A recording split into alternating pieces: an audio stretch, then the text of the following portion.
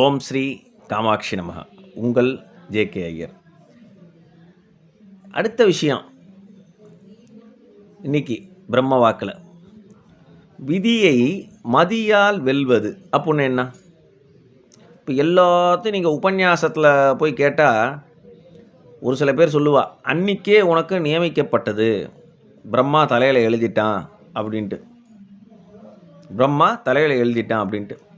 அந்த விதியை மதியால் வெல்வதுங்கிறது இது ஒரு தேவ ரகசியம். என்ன அது எப்படின்னா, 2 கோடு கிழிச்சிருப்பான் பிரம்மா. நாங்கள்லாம் மண்டை ஓடு தலையெழுத்து பார்த்துருக்கோம். நிறைய பேர் பார்த்துருக்க வாய்ப்பு இல்லை. நாங்கள்லாம் பார்த்துருக்கோம். அதில் 2 கோடு கிழிச்சிருப்பான். அப்படியே பார்த்தீங்கன்னா அந்த எப்படி சொல்கிறது, தையல் போட்ட மாதிரி இருக்கும், ஷார்ட் ஆன் கிரிக்கின மாதிரி இருக்கும்.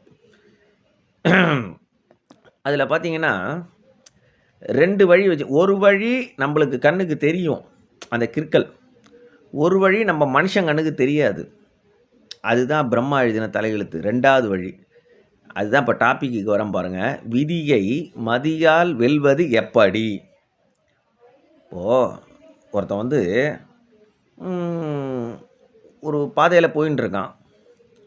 அந்த பாதையில் கொஞ்சம்